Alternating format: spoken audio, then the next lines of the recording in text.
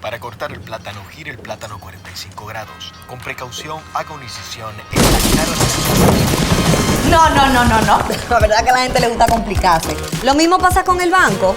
Mira, tú tienes 8,000 cajeros, canales para ti 24/7, subagentes, hasta en el colmado de enfrente. ¡Colmado! Una app que ni siquiera el internet te consume. Y aún así, hay gente que se da el viaje para el banco. Oye, no hay que complicarse, que los canales Banreservas están ahí para ti, cuando quieras. No te compliques y utiliza los canales Banreservas, tu banco fuera del banco. Banreservas, el banco de todos los dominicanos. La prevención es vital para reducir los niveles de violencia en nuestra familia y en nuestras comunidades. Así que ustedes ya son parte de la solución. Apuesto mucho que ustedes puedan ser esos líderes que puedan mediar en todos estos conflictos pequeños que se producen en sus comunidades. Y la iglesia confía mucho en ustedes. Y el Ministerio Público confía mucho en ustedes. Y el país espera mucho de ustedes. Nosotros contamos con ustedes.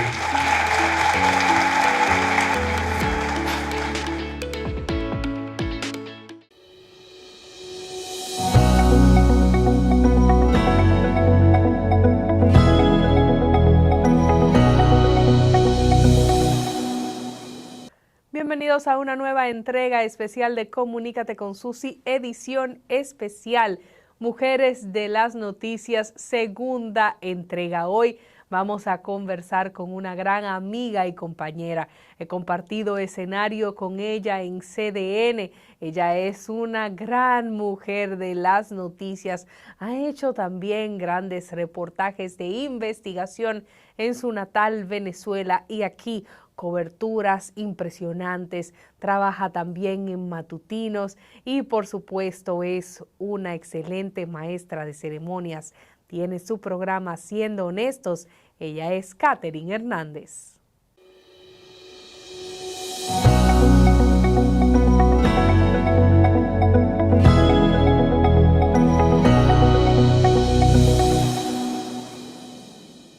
Katherine, ¿por qué periodismo? Bueno, eso es una pregunta que tiene muchas respuestas. La verdad es que toda la vida tuve el ánimo de querer cambiar las cosas, siempre desde chiquitica. Era una activísima estudiante en defensa de todo lo que no lucía bien, o sea, al contrario, en contra de lo que no lucía bien y en defensa de que las cosas se hicieran bien hechas. O sea, yo era de las que defendía a las muchachitas si alguien les hacía algo malo. A mí me encantaba participar en una serie de actividades que tenían la intención de conectar con la comunidad estudiantil. Pertenecía a la Sociedad Bolivariana de mi colegio. Después ya recuerdo que también cuando era pequeña me gustaba mucho el tema de la televisión. Mi mamá es publicista y yo recuerdo que quizás para conectar un poco con ella, cuando ella estaba en su trabajo, yo veía la televisión y esperaba los anuncios con ganas y esperaba los anuncios para anotarlos, ¿no? Entonces se acababa el determinado programa y entonces yo hacía una lista de todos los anuncios. Y cuando ella llegaba, yo decía, mira mamá, estos fueron los anuncios que salieron. Mi mamá no hacía eso, pero era quizás una forma de conectar con ella. Así que el tema del periodismo, de la publicidad, siempre ha estado como muy en mi vida. Esa es la verdad. Y por supuesto la televisión siempre fue parte de tu vida. Siempre. Tengo aquí que estudiaste comunicación social, mención audiovisual. Exactamente. Siempre tuviste claro que lo tuyo era nada de la parte necesariamente de redacción fue nunca lo que más te llamó la atención. Tú sabes que eso tal vez a veces suena... y yo también tenía esa perspectiva, yo también tenía la idea de que si uno estudiaba periodismo, mención audiovisual, iba a escribir menos. Y con el tiempo me di cuenta que no es así. Para nada. No, o sea, hacer guiones para televisión... Se escribe el doble, yo diría. Se escribe mucho, solo que el producto de tu trabajo no necesariamente la gente lo está viendo nada más en las palabras. Hay una serie de componentes adicionales para los que trabajamos en el audiovisual que son vitales, fundamentales, sin ellos no hace sentido. De hecho, cuando trabajamos decimos, eso no es audiovisual, esto es televisión, hay que acompañarlo con imágenes, hay que basarse en otros elementos, hay que cuidar detalles que a veces en el impreso uno no tiene que sentarse a cuidar. Pero, por ejemplo, te digo que ahora estoy experimentando cosas con el periodismo impreso. Cuando salgo a hacer cualquier reportaje o alguna de las grandes historias que me gusta cubrir, sobre todo en materia internacional, trato siempre de tener mi producto audiovisual y también de escribir, por ejemplo, para el periódico El Caribe, que es nuestro medio impreso aliado, o sea, que somos la misma familia. Y lo disfruto, me gusta mucho, la verdad. Pero desde que supe que la mención audiovisual estaba en la universidad, dije, esa es la mía. Hiciste mucho trabajo de investigación en Venezuela. Cuéntanos de esta parte de tu vida. Mira, yo hice investigación. Yo tengo que decir, Susi, yo llegué a República Dominicana cuando tenía 25 años. Yo empecé a trabajar como periodista en Globovisión a los 19 años, 18, pisando los 19 años. Así que todo lo que fue mi carrera inicial, que compartía mientras tanto con la universidad, porque yo me gradué a los 21 años, pero esos primeros 2, 3 años fueron allí juntos, sirvieron para sentar una base que yo creo que fue muy importante para mi carrera y sirvió para todo. Yo hice ahí desde producción de noticias nacionales. Cuando digo producción es redacción de piso, ¿no? Es recibir materiales que llegan de la calle, procesarlos, darles carácter noticioso, hacerlo en tiempo express. Después yo fui teleprompter, yo fui generador de caracteres, los que escriben las letricas abajo. Yo fui productora de noticias internacionales, realmente esa fue mi primera fuente. Y después llega un momento en donde yo recibo una serie de informaciones. En Venezuela se estaba desarrollando una información que tenía que ver con los hallazgos de comida descompuesta, de compras hechas por el gobierno del ahora fallecido presidente Chávez, en donde se conseguían toneladas de comida en estado de descomposición. Esa comida encontrada en estado de descomposición al principio fue tratada de ocultar, pero el olor era tal que las comunidades cercanas empezaron a notar que algo estaba pasando. Hasta ese momento solo se sabía eso. Y yo empiezo a recibir informaciones y empiezo a indagar y me doy cuenta que había un negocio, y de hecho no uno, sino 3 negocios, alrededor de la compra de comida o descompuesta o a punto de descomponerse para incluirla en los planes sociales del gobierno. ¡Wow! Eso generó que yo presentara un trabajo de 15 capítulos, eso fue un seriado de 15 capítulos que se llamó Los Secretos de Pedeval y que yo creo que me hizo curtirme en el ámbito de la investigación. Eso fue una investigación por pasos, yo contacté a muchísimas personas, especialistas, que me ayudaban a entender cómo era el negocio ilícito. Según lo que nosotros logramos determinar desde la Oficina Presidencial de Desarrollo Alimentario, por decirlo en aquel momento, se llamaba CENVAL. Era una oficina que estaba en el propio Palacio de Miraflores, o sea, el presidente Chávez lo sabía. Se emitían órdenes de compra de productos que estuviesen a punto de dañarse. A Brasil, por ejemplo, a empresas de Brasil, y entonces les decían, por ejemplo, factúrame esa comida como si estuviese perfecta, y entonces por fuera tú me vas a dar el retorno de lo que yo te pague. Entonces se estafaba al Estado, se llevaba comida a punto de descomponerse y después había otro negocio que era el negocio de los contenedores. Mientras más comida se pidiera, mejor era, porque había que llevar más comida. Aun cuando los distribuidores de esa comida social le decían al gobierno una y otra vez a esa oficina, no compren más, porque no tenemos capacidad para distribuirlo. Pero es que a ellos no les importaba distribuirlo, les importaba era el negocio detrás. ¿Y se la daban a la gente? La comida en algunos casos llegó a los mercados, los llamados Mercal, pero y por supuesto en Pedeval también, pero en la mayoría de los casos se quedó en contenedores, se descomponía, y porque el negocio era ese, Susi, era que la comida se quedara en los contenedores, porque cada contenedor diariamente paga. Y además no solamente paga por el contenedor, sino que paga por el patio del puerto en donde ese contenedor debe permanecer parqueado. Entonces habían 3 negocios, había un negocio con la compra, había un negocio con el contenedor y había un negocio con la suerte del parqueo de ese contenedor. De almacenaje. De almacenamiento, exactamente. Entonces, bueno, eso fue un proceso de investigación muy interesante. Y nada, después de eso, ya mi carrera eso fue si yo no me equivoco, No te voy a dar la fecha exacta porque no recuerdo, pero después de ahí yo creo que no habré pasado ni un año más en Venezuela y ya vine a vivir a República Dominicana. ¿Tuviste consecuencias personales a partir de esa serie de reportajes? Mira, tú sabes que a veces los periodistas nos gusta hacernos los chivos locos para no pecar por miedo, ¿no? Porque el que estudia esta carrera no puede tener miedo. El que estudia esta carrera sabe que esto tiene una serie de consecuencias personales, una serie de consecuencias para tu familia. Y en aquel momento yo recibí llamadas de amenaza. Yo, así como recibía más informaciones, porque habían personas que sabían que eso era un negocio más grande, ilícito, también recibía amenazas. Yo recuerdo que en el momento en el que yo estaba investigando y ya habíamos sacado 1 o 2 capítulos, el canal en donde yo trabajaba acababa de comprar un parqueo cercano. Ese parqueo no tenía todavía ni siquiera instaladas las cámaras de seguridad. Recuerda que Globovisión era un canal permanentemente amenazado por el gobierno de Hugo Chávez. Y el parqueo se acababa de comprar. Yo tenía un vehículo que lamentablemente no había tenido dinero suficiente para asegurar. Y yo me estaba maquillando para salir a la calle en mi rol de reportera, como siempre lo hacía. Y me llaman y me dicen, Catherine, corre porque tu vehículo se está quemando. Y yo decía, pero ¿y esto qué es? Y yo tuve que salir corriendo, me monté creo que en un motor porque llévame rápido. ¿Cómo se prende un vehículo apagado? O sea, ¿cómo se incendia un vehículo apagado? ¿Contigo adentro? No, yo estaba, yo estaba en el camerino del canal. Tú estabas dentro pero del me llamaron canal. y me dicen, eso fue una investigación por pasos. Yo contacté a muchísimas personas, especialistas, que me ayudaban a entender cómo era el negocio ilícito. Según lo que nosotros logramos determinar desde la Oficina Presidencial de Desarrollo Alimentario, por decirlo en aquel momento, se llamaba CENVAL, era una oficina que estaba en el propio Palacio de Miraflores, o sea, el presidente Chávez lo sabía. Se emitían órdenes de compra de productos que estuviesen a punto de dañarse.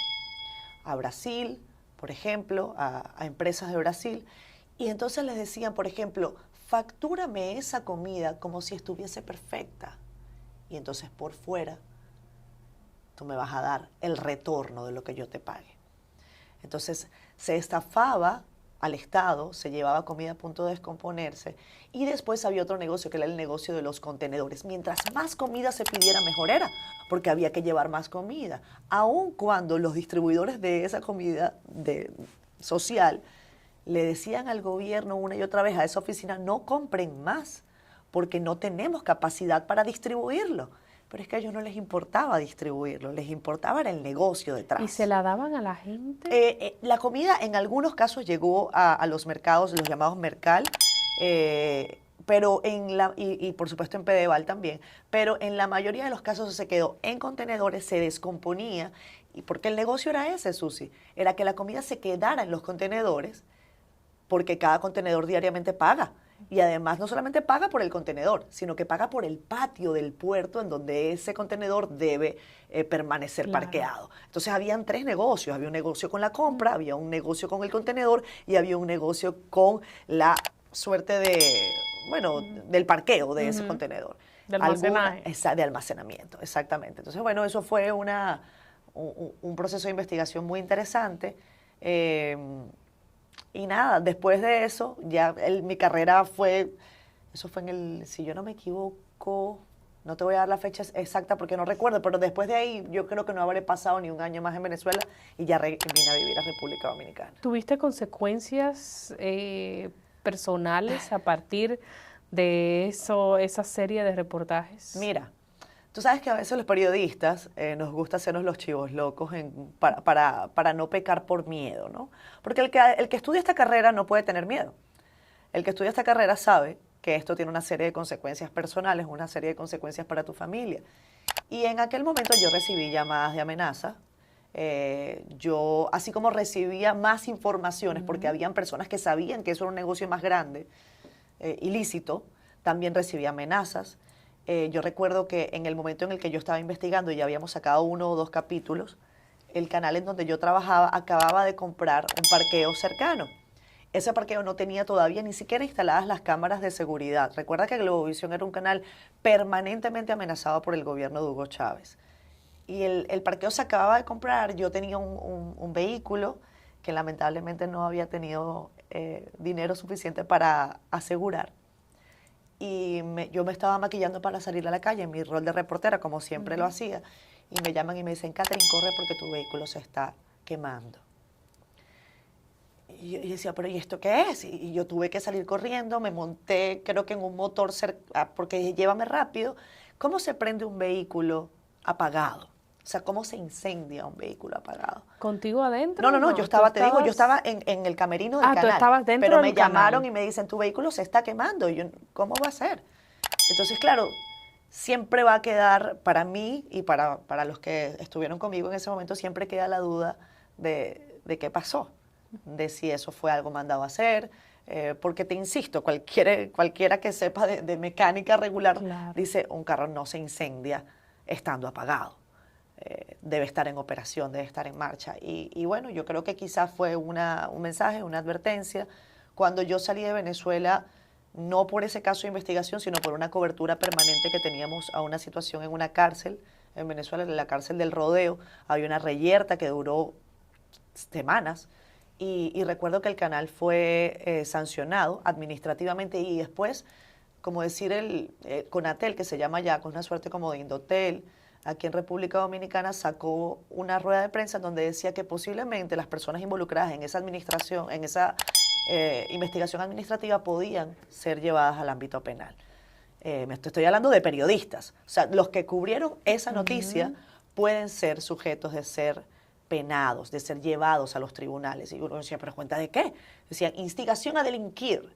Yo lo que estoy haciendo es mi trabajo. Yo lo que estoy haciendo es cubrir una noticia. Claro. Y para el gobierno esa situación se les había vuelto cuesta arriba y entonces lo que decían era que los presos hacían lo que hacían porque nosotros los cubríamos. Una cosa totalmente absurda.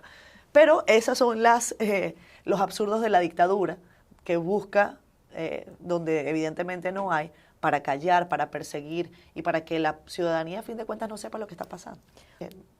Cuando me hicieron la oferta de venir a República Dominicana, yo dije, pues, bienvenida sea.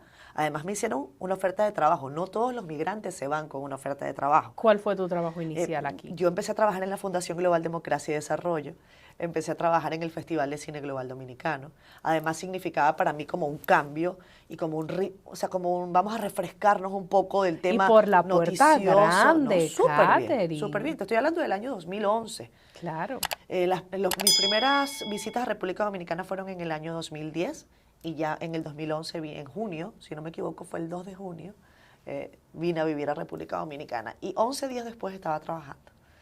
Así que esa no es la historia normalmente de los migrantes. Yo no podía decirle que no a tener trabajo seguro y además al mismo tiempo nos dieron la posibilidad de tener la revista Sala de Espera en República Dominicana, una revista que yo iba a dirigir. O sea, yo iba a pasar de probablemente quedarme sin empleo o estar por esa a tener trabajo en un think tank como Funglode, en donde además iba a hacer cine, cuestiones relacionadas a esto, iba a permitirme conocer un país nuevo y además iba a tener mi medio. O sea, ¿cómo tú le dices que no a eso? O sea, ¿cómo yo no me enamoraba de República Dominicana de una vez? Imposible.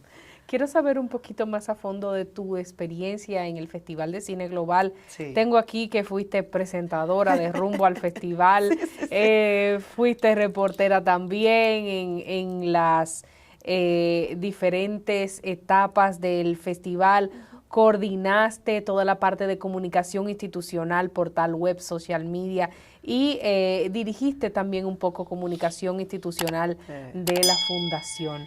Para ti, no solo hacer este trabajo en esa etapa de tu vida, sino también rodearte de tantas estrellas que siempre vienen a estar en nuestro país. O sea, ¿qué fue? Bueno, fue una experiencia increíble. Fue una experiencia maravillosa. Imagínate, Susi, tú pasas, en mi caso, de cubrir todos los días protestas, bombas lacrimógenas, pleito, rollo, presiones, a llegar y dices, voy a trabajar en la construcción de un festival de cine, que es como todo bueno, es como todo positivo, o sea, todo lo que un festival de cine en la dimensión en la que nosotros trabajamos el festival, por supuesto, todo el crédito es para Omar de la Cruz, para Ivette Marichal, para Taina Rodríguez, para el propio presidente Leonel Fernández, que tenía esa visión de que el cine podía cambiar el país. Y yo creo que en cierta forma lo ha hecho. Nada más hay que ver la industria audiovisual y la industria del cine que se ha levantado para darse cuenta, wow, esto definitivamente es algo positivo. Entonces, nada, ahí Omar y Ivette todos los días estábamos creando cosas. Yo al principio empecé como en rumbo al festival haciendo entrevistas, porque eso era lo que yo más hacía. Y un día Omar me dice, Katherine, necesito que hagamos todos los materiales impresos del festival y eso lo vas a hacer tú. Y yo, ok, ¿cuánto tiempo tenemos? Creo que nos quedaba poquísimo tiempo. Entonces, levantar toda la imagen gráfica, todo lo que eran los catálogos, todos los brochures, hacer todo el tema de biografías de todos los invitados para que toda la gente del festival lo supiera.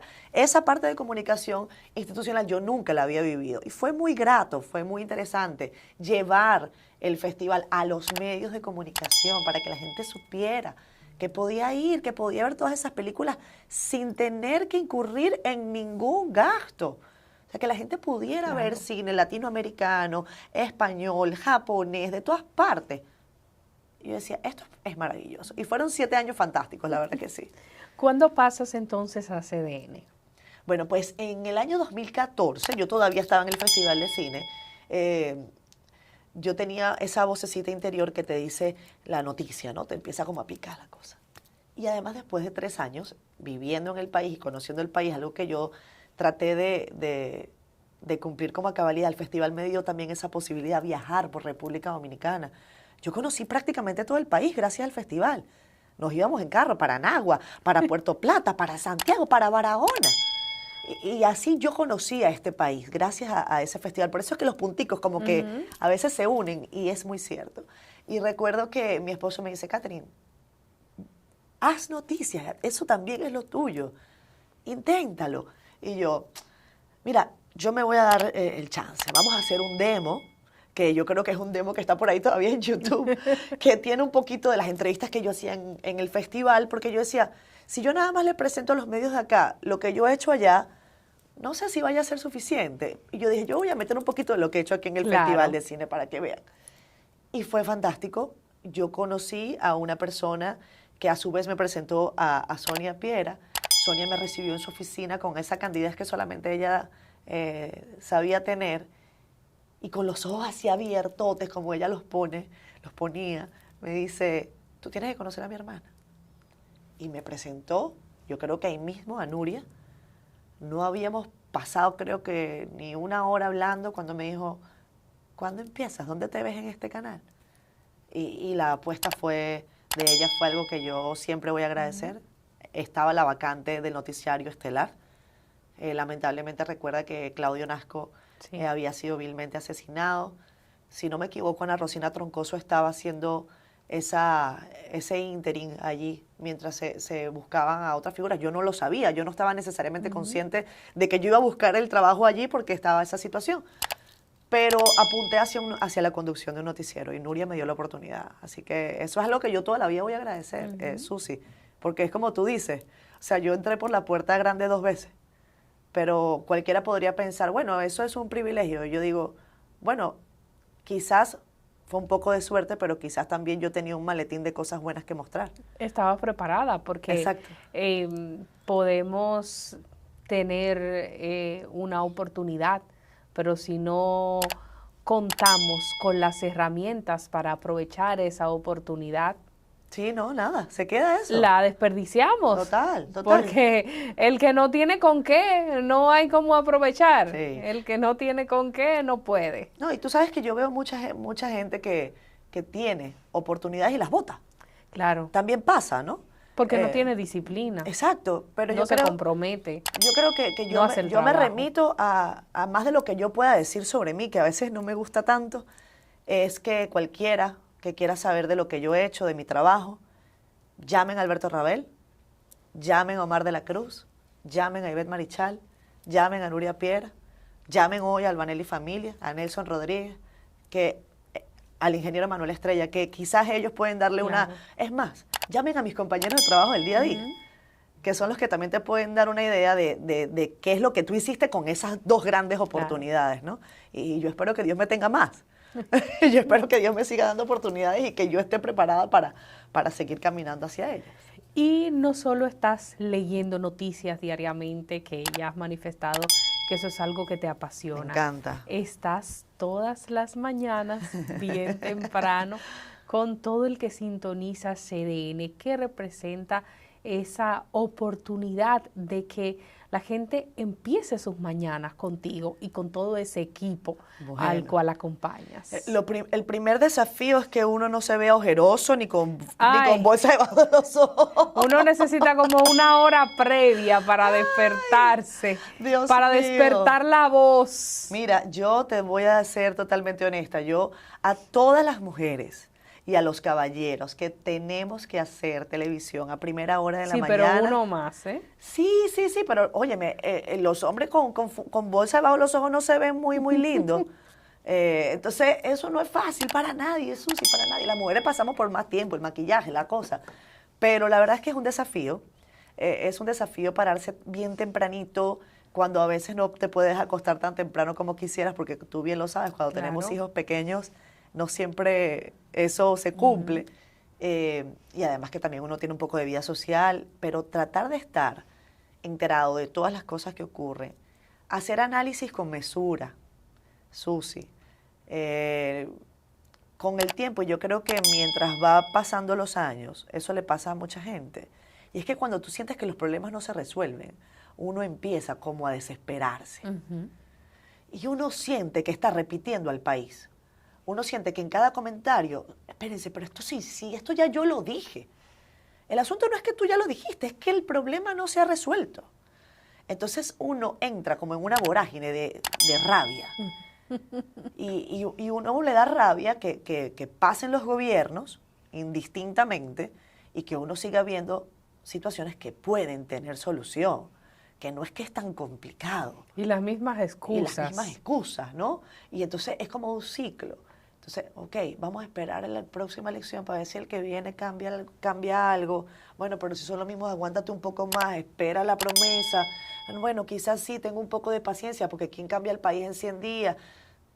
Yo creo que uno tiene que tener un poco de paciencia para tampoco transmitirle a la gente necesariamente que uno es, o sea, como tan subjetivo, aunque yo no creo para nada en el asunto de la objetividad, no creo para nada en eso. Hay gente que dice, no, ustedes tienen que ser objetivos. Yo no creo en la objetividad. ¿Por qué? Porque nadie que sea un sujeto puede ser un objeto. Es sencillo, yo no soy un vaso, yo no soy una copa, yo no soy una silla, yo soy una persona. Y yo tengo evidentemente preferencias políticas, tengo ideas con las que pienso llevar adelante mi vida, y así como hay gente que me gusta su accionar, hay otra gente que no me gusta lo que hace. Hay gente con la que soy más afín y hay gente con la que no. Eso no quiere decir que yo no pueda ponderar responsablemente una actuación. Ahora, probablemente lo que yo voy a ver no vas a ser lo mismo que tú vas a ver. Y eso tiene que ver con que no somos objetos. Y por eso el tema de la objetividad es una práctica y es una premisa de nuestra carrera. Pero yo cada día honestamente digo, usted lo que tiene que ser es responsable. Usted lo que tiene que ser es veraz. Usted lo que tiene es que apegarse a los hechos. Le guste o no quien lo diga, apéguese al hecho. Apéguese a eso. Y probablemente le va a ir bien. Más de 2 años de arduo trabajo demuestran la voluntad de una gestión dispuesta a solucionar las necesidades de la gente. El saneamiento de más de 40 kilómetros de cañadas, junto a la construcción de Cristo Park, que impactan a más de 1.200.000 habitantes. Llevar agua a decenas de barrios con más de 20 años sin este servicio, además de la corrección permanente de averías para mejorar la distribución. Son algunas de las obras que dan constancia del cambio con rostro humano. Con hechos, no con palabras. Seguiremos construyendo una gestión histórica. Corporación de Acueducto y Alcantarillado de Santo Domingo, CAS. Ser honesto, como dice bien tu programa. ¿Por qué surge Siendo Honesto? Mira, Siendo Honesto surgió porque hace tiempo queríamos hacer un programa y yo decía, Jesús, que yo siento que la gente como que no te dice la verdad, como que yo quiero ¿Quién hablar. es Jesús? Mi esposo. Mi esposo. Le comentan muchas cosas. Muchísimo. Nosotros tenemos diariamente un comité de trabajo en casa y lo disfrutamos mucho. De hecho, yo no puedo darle ningún crédito a lo que yo he venido haciendo en los últimos años sin hablar de Jesús, que además tiene una visión increíble. Él ve todo lo que yo no veo y viceversa. ¿De qué carrera es él? Él es administrador. Ah, por supuesto. Ese hombre ve los números mientras yo veo las letras y mientras yo romantizo y polemizo. Y él aterriza. Y él es frío, cuadrado. Espérate, ¿qué tú quieres hacer? Pero yo decía, yo quiero hacer un programa por todo el país. Y me decía,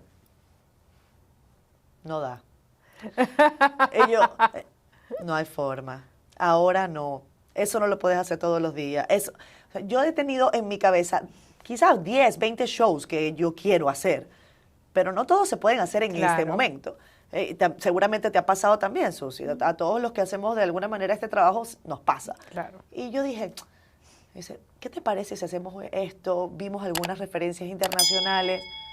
Y yo, mira, esto me gusta. Y mira lo que hice. Llamé a todos mis amigos del Festival de Cine, con los que trabajaban el día a día. Y llamé a Wandro Quiroz, que es un gran amigo, y hacía toda la escenografía del festival. Y le decía, Wandro, ayúdame a hacer este concepto. Hicimos ese estudio que a mí me encanta y que como que mientras pasa el tiempo me gusta más, porque es como que se pone más viejo y esa es la idea, como que vayamos descascarando el asunto. Y sí, él me ayudó muchísimo. Mi actual editora, la editora con la que trabajábamos en el Festival de Cine. O sea, esa dinámica se creó bonita. Y las personas que pasan por allí, hasta ahora todo el mundo me dice que lo disfruta. Sí. Y si yo lo disfruto y los que van lo disfrutan, pues vamos arriba. Vamos a seguir con eso. Y le iremos dando giros, cosas, cambiando detalles, pero el objetivo está. Y yo creo que hasta ahora estoy contenta con lo que hemos hecho. ¿Qué es lo más importante para ti a la hora de tener una conversación con los invitados que llevas a tu programa? Lo más importante, es que yo te podría dar una lista, pero lo primero que sean puntuales. Yo necesito que la gente entienda lo difícil que es para nosotros, los que producimos televisión y lo que sea, el asunto de la puntualidad. Que lleguen temprano. Para uno además poder atenderlos como debe ser, pero desde el punto de vista ya profesional de la entrevista, para mí lo más importante, Susi, es que la gente se suelte, que la gente como que... Sean ellos mismos. Sí, que sean honestos, como se llama el programa, y que te revelen cosas que quizás ellos no esperaban revelarte, que ellos te digan cosas que ellos no estaban supuestos a decir, no porque se vayan a meter en un problema, porque... Además, yo tengo ese concepto. Yo te invito a mi programa, no es para darte un puntapié. Claro. Si yo te invito a mi casa, es para recibirte. Eso no quiere decir que yo no te tenga que hacer preguntas que quizás son complejas de responder. Pero vamos, yo no estoy invitando a personas que no están totalmente acostumbradas a lo que es la televisión. O sea, yo estoy llevando a personas que saben a lo que van. Ahora, las preguntas duras se pueden hacer con respeto. Y yo no puedo obligar al invitado a que diga lo que yo quiero que él diga. Que pasa mucho también, ¿no? Que es como que tú sientes que el periodista está buscando arrinconar para sacar la respuesta con la que él quiere titular. Y no necesariamente funciona así. Todos tenemos el rol que tenemos y cada quien juega su espacio. Por ejemplo, yo recuerdo una entrevista hace poquito, y no fue en el ámbito de Siendo Honesto, fue la entrevista que le hicimos a la... subsecretaria de Estado que vino al país de Estados Unidos, y yo terminé esa entrevista satisfecha, porque yo dije, ella hizo su trabajo, pero yo hice el mío. Yo pregunté lo que tenía que preguntar y ella respondió lo que ella tenía que responder. ¿Fue honesta? Probablemente no tanto, pero ella es una diplomática. Los diplomáticos tienen problemas con la honestidad, no porque sean... ni corruptos, ni mucho menos, no, sino que evidentemente en el lenguaje diplomático tiene que manejarse a veces hasta más de la cuenta. Claro, es así. Dentro de tu carrera también hay una parte muy importante y la hemos mencionado como una pequeña pincelada, y son las coberturas importantes que realizas. Yo tengo aquí un listado amplísimo de muchísimas que has realizado, pero quisiera que tú me señales cuáles o algunas que tú consideres que han sido muy relevantes para tu carrera, que te hayan marcado. Bueno, yo te voy a decir las coberturas que yo recuerdo son muchas, Susi, y te repito, a mí me encantan esas grandes historias, porque te permiten hacer el trabajo de un mes en una semana o en 2 días. Por ejemplo, yo no puedo olvidar Haití. Yo no puedo olvidar las honras fúnebres a Jovenel Moïse. No puedo olvidar el terremoto que le sucedió en Les Cayes, en el sur de Haití, porque Haití siempre te da una bofetada. Siempre, siempre. Cada vez que tú vas a Haití, yo he ido a Haití en 3 oportunidades. Una vez estuve ahí cerquita nada más en la frontera, en Guanamint o Juana Méndez, que eso es nada, eso es cruzando la frontera. Después estuve en el norte, específicamente, ahora se me fue la ciudad, pero en el norte del país, donde velaron al presidente Moïse, y después estuve en Les Cayes. En Haití están todas las cosas que uno quisiera tener para hacer una historia periodística, porque está la gravísima desigualdad, el golpe de la pobreza, el golpe del hambre, el golpe del desinterés, y cómo un país que está aquí al ladito tiene una situación tan dramática, una situación que no parece resolverse. Cabo Haitiano es la ciudad que ahora recordé. Entonces, bueno, la cobertura de Haití en las 2 oportunidades que he estado ha sido muy importante para mí. Me permitió hacer amigos en el ámbito de la corresponsalía internacional que estaban allá. Cuando cubrimos las honras fúnebres de Jovenel, teníamos que andar con chaleco antibalas dentro de una iglesia porque habían personas muy armadas dentro de la capilla donde oraban por el alma de Jovenel, y en donde en cualquier momento podía ocurrir una tragedia, porque así está Haití. Haití es un país que se desdibuja en segundos. Todo parece estar tranquilo y de repente todo está muy mal. Y así tuvimos que salir la última vez. La última vez nosotros salimos y ya habían incendiado la entrada del aeropuerto en donde estábamos. A un equipo de unos colegas, a Roberto Cavada y a su gente, sufrieron una situación totalmente innecesaria. Sí, lo recuerdo. Y motivados por ese caso, nosotros dijimos, pues vámonos todos, porque aquí no hay condiciones. ¿Qué piensas en esos momentos? Sobre todo ahora que a tus inicios, cuando estabas en Venezuela, eras una muchacha sin esposo, sin hijos, pero sí. Ahora, pues, el panorama es diferente. Es muy diferente, Susi. Yo te digo, cuando yo era una jovencita, que sigo siendo muy joven, pero cuando era una jovencita tendría, ponte, 16 años y estaba empezando la carrera y me empecé a enamorar más de la profesión en el momento en que empecé a ejercer, yo decía que yo quería ser corresponsal de guerra. Y recuerdo que mi mamá en algún momento me dice, si tú quieres ser corresponsal de guerra, tienes que saber que tu familia lo va a sufrir y deberías cuestionarte sobre si de hecho quieres tener familia, porque tendrías que someter a tus hijos o a tu esposo o a mí a esa situación, que no es fácil, ¿no? Y yo creo que eso me llegó profundo y yo dije, miren, la verdad es que uno lo ve. Cuando viajé a Haití, sabía que había un riesgo. De hecho, varias personas en el canal me lo dijeron y algunos consideraron que nosotros no tuvimos que haber hecho ese viaje. Pero yo decía, tenemos que ir. Yo sabía que la muerte de Jovenel Moïse iba a cambiar para siempre la realidad haitiana, como de hecho eso ha ocurrido. Nosotros no hemos podido volver a viajar a Haití, porque como sabes, después de ese magnicidio, el declive ha sido absoluto. Y yo creo que merecía la pena que con todas las precauciones necesarias nosotros viajáramos a la vecina nación. Que uno se lo plantea 2 veces, sí. Que uno se pone en manos de la Altagracia y de la Virgen del Valle y de la Divina Pastora y de todas las virgencitas también. Claro, pero bueno, ese es el riesgo. Ahora uno toma más previsiones que antes. Antes uno lo hacía como más a lo loco, como dices tú. Iba por una protesta, vámonos. Ahora es como, bueno, Dios mío, espero que todo esté bien, alguna que la policía, que aquí, que allá. Cambia, claro que cambia. Hay momentos difíciles en cobertura, como ya hemos podido ver y escuchar que nos has comentado, pero en vivo también se presentan momentos donde el periodista tiene que no sacar de abajo, sino sacar a relucir todos sus conocimientos y sus habilidades para quedar bien y quedar como todo un profesional. ¿Cuáles han sido los momentos más complicados que has tenido que enfrentar en vivo? Wow, a ver, Susi. Eso es como tan de todos los días. Claro. Como que uno tiene que estar como sacando hasta de abajo. una mesa que se caiga. A cada rato. Todo el tiempo. Mira, hay cosas que son hasta jocosas. Claro. Hay ataques de risa que uno tiene que buscar la manera de contener. Les digo desde lo más simpático hasta lo más odioso, ¿no? Lo más simpático, por ejemplo, ataques de risa, que te puedo dar el tip.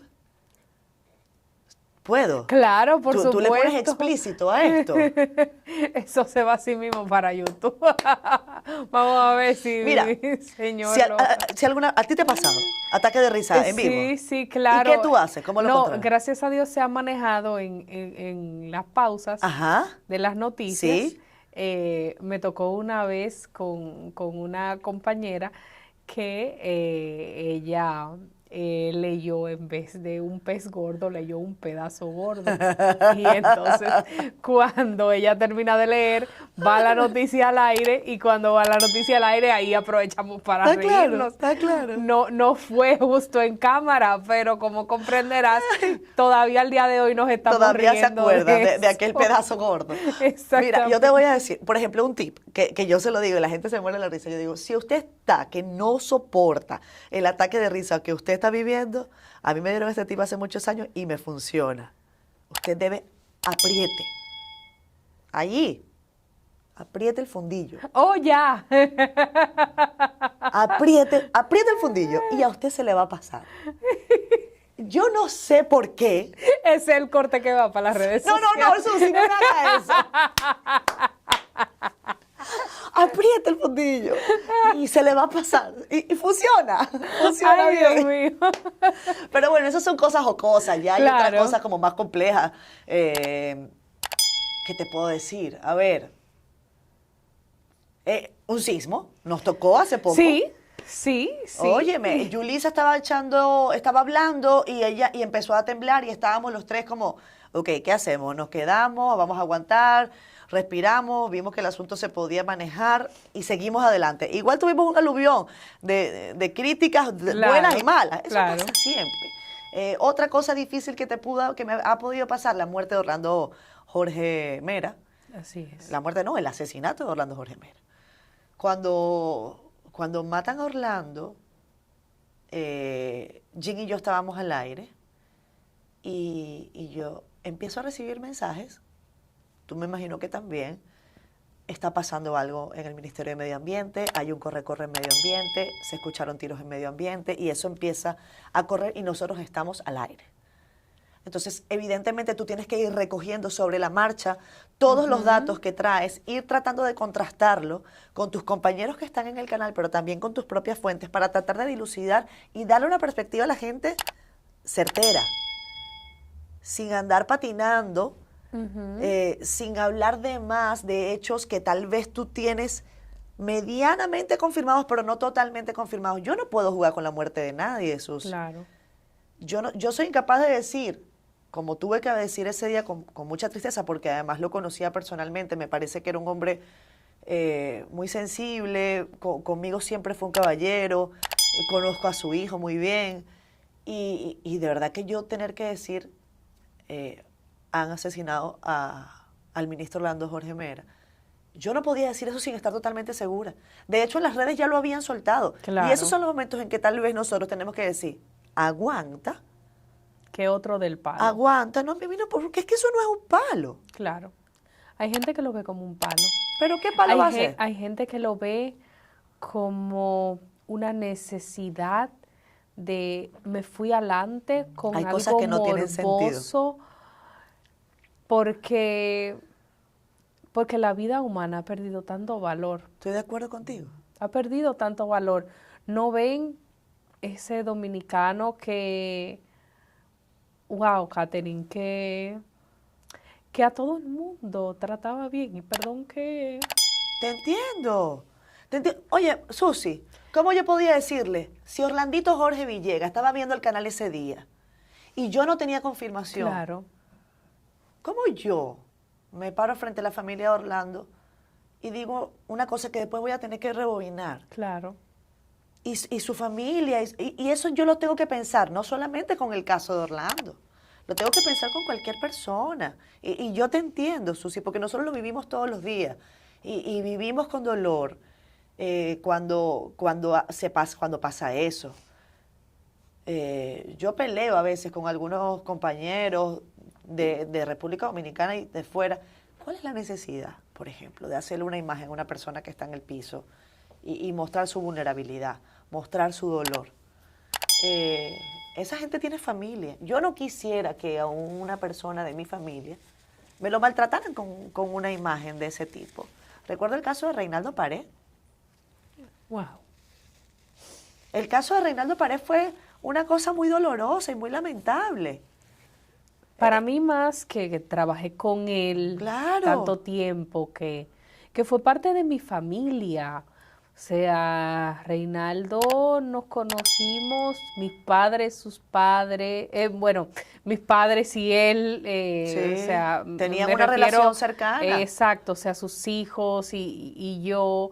Reinaldo fue a mis 15 años, Reinaldo fue a mi boda, doña Ingrid, su anterior esposa, doña Nubia, es prima de mi mamá. Imagínate tú. O sea, es una cosa... ¿Tú crees que y por ver ejemplo, rodando yo esa apoyé a fotografía... Ingrid y la sigo apoyando. Yo no sé cómo va ese proceso. Yo apoyo a que tanto la señora Ingrid como toda la familia, ojo, que yo no necesariamente coincidía necesariamente con todo lo que podía pensar o decir o actuar el señor Reinaldo Pared, pero eso no tiene nada que ver con su humanidad. Eso no tiene absolutamente nada que ver. Entonces, usted no puede agarrar una fotografía de ese tipo tan dolorosa y pasarla por las redes porque sí. Lo que pasa, Katherine, es que ahora estamos llenos, no solo en las redes sociales, sino en nuestros medios tradicionales y otras plataformas, de una serie de personas que nunca pasaron por una escuela de comunicación. Yo estoy de acuerdo. Pero es que deberían pasar por una escuela de esa gente. Porque te voy a decir una cosa, yo no me considero a veces más periodista que alguien que no haya estudiado. Porque yo creo que hay unos periodistas que se curten y que tienen una visión y un olfato por los años, por la experiencia. Pero lo primero que son es gente. Tú sabes, cuando a ti te dicen, a mí me llena más, Susi, yo no sé si a ti, a mí me llena más que me digan, oye, esa muchacha es gente. Claro. A que vayan y digan, esa muchacha es una buena periodista. Si pueden decir las dos, mejor. Pero porque a mí, porque me digan que soy gente, me basta. Hay también grandes profesionales que son... terribles personas. Poca cosa de seres humanos. Sí, estoy de acuerdo contigo. Entonces... yo sí creo, y estoy consciente de eso, y me preocupa mucho, de que los medios de comunicación en general han abierto quizás demasiado el grifo para que personas que no necesariamente van a aportar en el desarrollo de la sociedad, porque ahí es donde yo creo que el que tiene un medio en sus manos, en su propiedad, tiene un negocio, pero tiene una gran responsabilidad hacia el país. Si yo le abro el grifo a toda esa gente que va a decir cualquier cantidad de cosas, aunque nos jodamos todos, entonces, ¿quién es el responsable? ¿Quién es el responsable de que aquí se diga y se desdiga y se lleve a los jóvenes por un camino que no necesariamente va a construir la nación, sino que va a destruir la nación? Claro. ¿Eso es una responsabilidad personal? Probablemente sí, pero es una responsabilidad colectiva también. Ahora, la responsabilidad nada más es de los padres que tienen que salir a trabajar de 8 a 5, 6, 7, 8 de la noche y a veces aunque quieran, porque no es que necesariamente son padres irresponsables, es que a veces no se puede tener el control permanente de los muchachos. Esa es una realidad, Susi. No todos los padres tienen la posibilidad que tú y yo tenemos de tener a una abuela que nos ayuda, de tener al muchacho en una tanda de no sé cuántas horas. Y entonces, ¿cuáles son los contenidos que están manejando? Que si no los tiene él, los tiene el vecino. Que usted le puede poner todos los controles y va para la casa del amiguito y se la ponen en la escuela. Entonces, el Estado no puede estar ausente de esta discusión. Y para mí está ausente.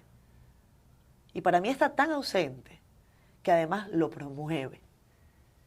Aquí no hay partido político que haga una campaña sin un urbano. Yo estoy loca por ver cuáles van a ser los urbanos que van a apoyar las campañas de los partidos. Solamente para saber si usted dice que usted defiende los derechos de las mujeres y entonces pone a fulano a cantarle la canción de la campaña. Y no solamente que sea una música urbana, es que contenido. A eso es a lo que me refiero. En esas canciones, porque aquí hay exponentes maravillosos. Urbanos, pero que entienden que tienen un rol. No es el tema de la Pero, música. ¿dónde está el apoyo a esos buenos exponentes? Ah, no, pues eso se queda. ¿Dónde está el apoyo a personas que tal vez son de otro género musical, Claro. pero hacen contenido de calidad? Aquí tenemos cantautores maravillosos. Aquí tenemos a una Natalie Hassim. Aquí tenemos a un cantante que se llama Badir, que es excelente. Aquí tenemos a Manerra. Claro. Aquí tenemos a Pamel Mancebo. Es Aquí cierto. tenemos... Aquí si empezamos a buscar... Hay mucho talento. Óyeme, Hay mucho más talento. conocidos y menos conocidos. Aquí tenemos a Kobe Quintana, aquí tenemos mucha gente Sí. buena, pero a la hora de dar apoyo, ¿a quiénes apoyan las Claro, instituciones? claro. ¿A quiénes apoyan? El empresariado también tiene su culpa. También tienen su cuota. Entonces, También tienen su cuota. ese rol rector de Estado que está ausente, que tú señalas, también es una pregunta que nosotros como medios de comunicación tenemos que hacerle de una manera más fuerte claro. cuando los sentemos en nuestros Estoy de acuerdo espacios. contigo. La voy a anotar para el próximo que vaya pasando en esto. Al próximo que vaya pasando en esto se lo voy a preguntar sin pena ni pa, así mismo. ¿Has sentido en algún momento, en siendo honestos, que se han molestado con alguna pregunta? A ver. Yo te voy a decir una entrevista que yo creo que no fue cómoda. Bueno, las entrevistas para mí no es que son cómodas, es lo que te digo, yo trato de hacer sentir a la gente bien. Yo creo que la entrevista de Leonardo Faña fue una entrevista compleja, porque fue una entrevista a la que él fue a defenderse. Sí. Y a mí no me gusta hacer ese tipo de entrevistas porque ¿dónde está el otro lado de la historia? Claro. ¿Dónde está el otro lado de la historia? Entonces, esa entrevista yo no quedé contenta conmigo. A eso es a lo que me refiero. Pero bueno, él tiene su versión. Y lo que yo mencioné en aquel momento era que todo el mundo tiene derecho a decir su verdad. Eso, yo creo que esa fue la primera palabra de Hipólito Mejía, que fue el primer invitado, de Siendo Honesto. Y yo tengo derecho a decir mi verdad, con su estilo. Y yo se lo respeté, se lo compré. Yo dije, es cierto. Preguntas incómodas, yo creo que han sido muchas, no recuerdo, Susi, específicamente. No, claro. Una cosa que la gente haya podido como decir, pero está fuera de orden o qué. Pero entrevistas difíciles, nunca se me va a olvidar la entrevista del doctor Piero Perrone y su ex esposa por la dureza del caso. Recuerden que eso es un caso que involucra a este galeno con la presunta violación a su hijo.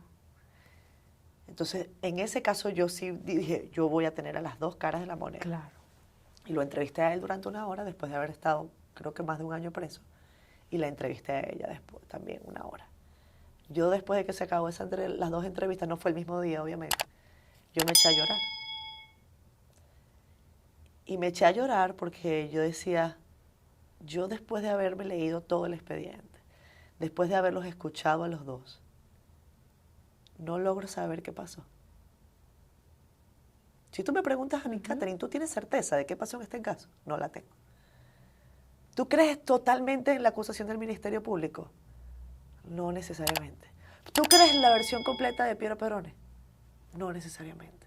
¿Tú crees en la versión completa de la madre? No necesariamente. No sé si es que uno peca tanto de eso, de no creer. Estas 3 rayas que yo tengo aquí en la frente son de eso, de tratar, de auscultar, de buscar. Porque a veces no le creo a nadie. Claro. No sé si te pasa, a veces no le creo a nadie. Claro. Uno se vuelve un poco, incrédulo, uno siempre piensa que le están diciendo mentiras. Es así. Katherine, finalmente, conjugar todo esto con tu vida personal, Sí. estos horarios, este arduo trabajo, ¿cómo lo haces? Susi, tú sabes que cuando yo evalúo lo que hacemos y trato de verlo con cabeza fría, la verdad es que nosotras hacemos lo que hacen todas las mujeres.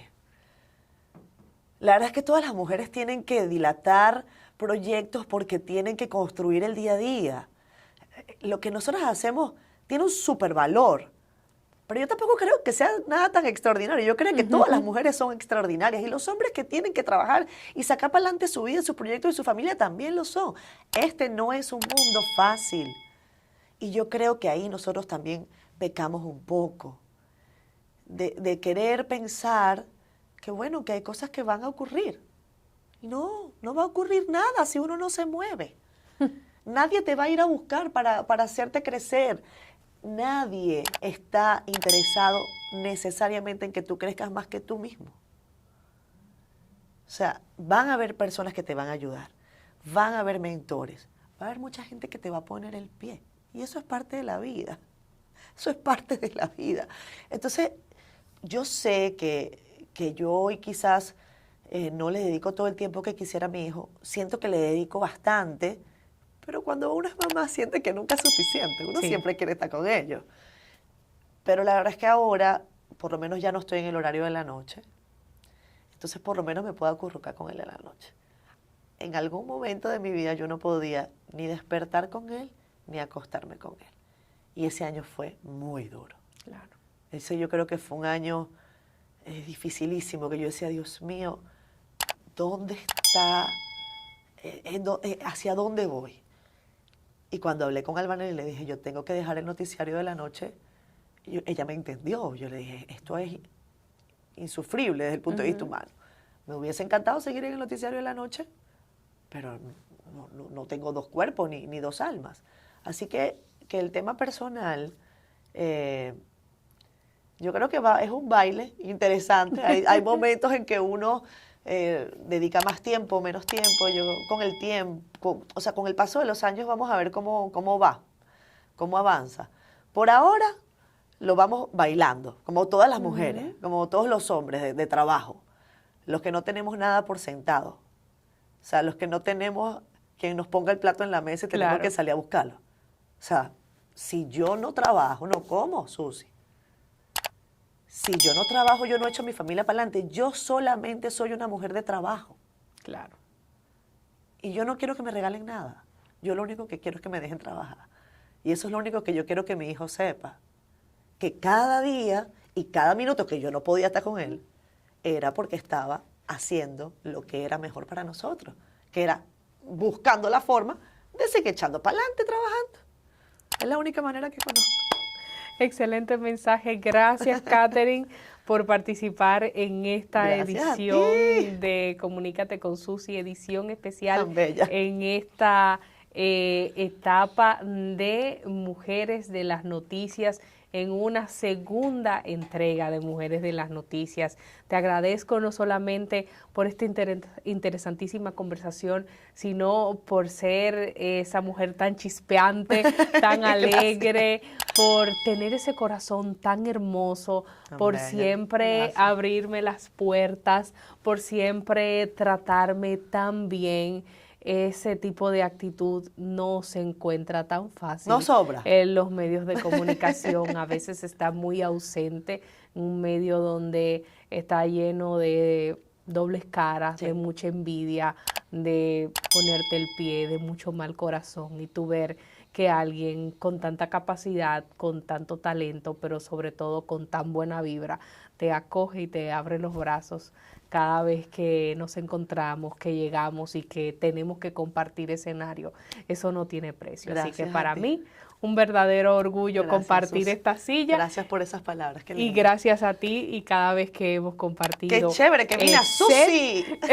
Me encanta. Yo decía, escúchale, Susi no me va a invitar nunca. Ay, pero por supuesto un honor para mí. Gracias, y pues amiga. aquí estamos y espero que compartamos escenarios muchísimas veces Amén, más. que así sea, ojalá que sí. Gracias, Susi. Gracias a ti.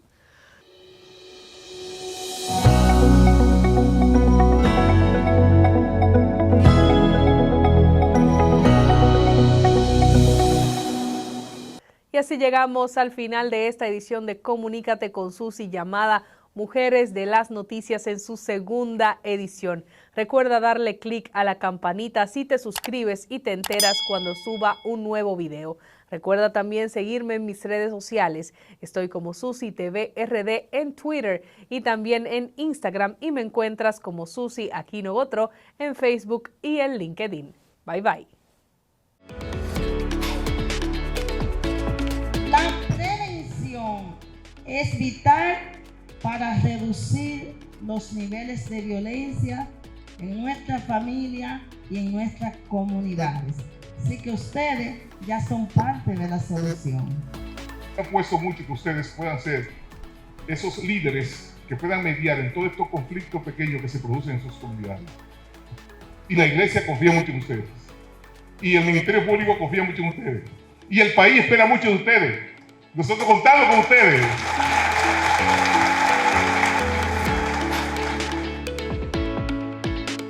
Para cortar el plátano, gire el plátano 45 grados. Con precaución, haga una incisión en la cara de... No. La verdad que a la gente le gusta complicarse. Lo mismo pasa con el banco. Mira, tú tienes Cuchumil Cajero, canales para ti 24/7, subagentes, hasta en el colmado de enfrente. ¡Colmado! Una app que ni siquiera el internet te consume. Y aún así, hay gente que se da el viaje para el banco. Oye, no hay que complicarse, que los canales Banreservas están ahí para ti, cuando quieras. No te compliques y utiliza los canales Banreservas, tu banco fuera del banco. Banreservas, el banco de todos los dominicanos. Más de 2 años de arduo trabajo demuestran la voluntad de una gestión dispuesta a solucionar las necesidades de la gente. El saneamiento de más de 40 kilómetros de cañadas, junto a la construcción de Cristo Park, que impactan a más de 1.200.000 habitantes. Llevar agua a decenas de barrios con más de 20 años sin este servicio, además de la corrección permanente de averías para mejorar la distribución. Son algunas de las obras que dan constancia del cambio con rostro humano. Con hechos, no con palabras. Seguiremos construyendo una gestión histórica. Corporación de Acueducto y Alcantarillado de Santo Domingo, CAS.